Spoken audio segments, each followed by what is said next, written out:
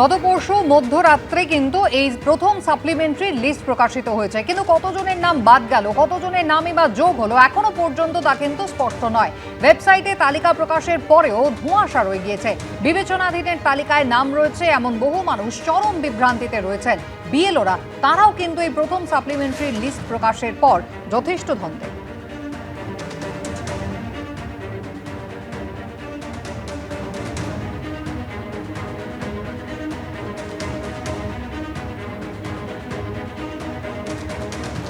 ওয়েবসাইটে কালকে চেক করেছি, ওতে আমাকে অ্যাডজুডিশরি দেখাচ্ছে। রাত 12টার সময় তারপরেও অনেক গভীর রাত পর্যন্ত চেষ্টা করে বহু বিএলও তাদের তালিকা দেখতে পাননি। প্রথম সাপ্লিমেন্টারি লিস্ট প্রকাশিত হয়েছে, আর তা বার হওয়ার পরও কতজনের নাম বাদ পড়লো সেই সংখ্যা কিন্তু স্পষ্ট করেনি নির্বাচন কমিশন।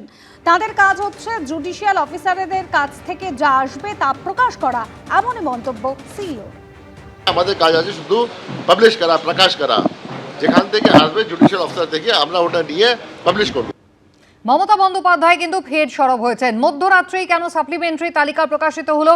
বিচারকরা 7 দিন আগে কাজ শেষ করে দিয়েছেন, কিন্তু এতদিন পরে কেন তালিকা প্রকাশ হচ্ছে? নির্বাচন কমিশনের উদ্দেশ্যে ফের আক্রমণ জানিয়েছেন মমতা বন্দ্যোপাধ্যায়। কালকে মধ্যরাত্রে এসআইআর লিস্ট কেন বেরোবে? এখনো পর্যন্ত পাবলিক জানে না। এখনো লিস্ট বুথে টানানো হয়নি, ব্লকে টানানো হয়নি, জেলায় টানানো হয়নি। কালকেও 2 জন আত্মহত্যা করেছে, তার আগেও 2 জন আত্মহত্যা করেছে, প্রায় 220 জন মানুষের মধ্যে মারা গেল।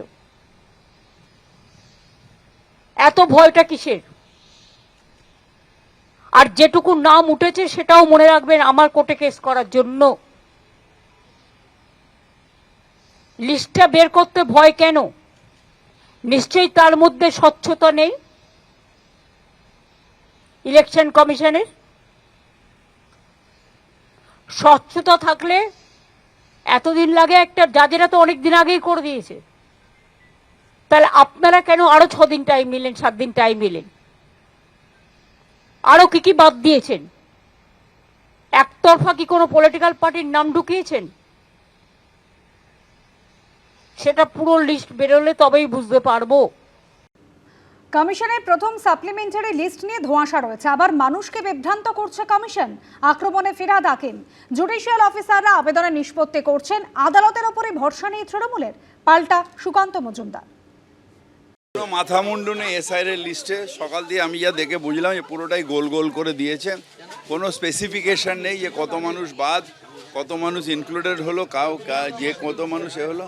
এখন আমি সকালে লিস্টটা দেখছিলাম, কিছু বুঝতে পারলাম না। তার মানে আবার বিভ্রান্ত করার চেষ্টা করছে নির্বাচন কমিশন। আমাদের তো একটাই জায়গা, কোর্টে গিয়ে এটা বলতে হবে লিস্টটা দেখিয়ে যে what is this.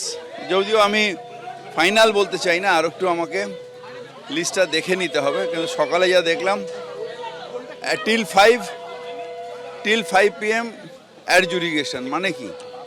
Supplementary list যেটা বেরিয়েছে, এই সাপ্লিমেন্টারি লিস্ট সুপ্রিম কোর্টের তত্ত্বাবধানে তারা নিযুক্ত, কলকাতা হাইকোর্টে তারা নিযুক্ত যারা জুডিশিয়াল অফিসার, তারা সেই সাপ্লিমেন্টারি লিস্ট তৈরি করছে।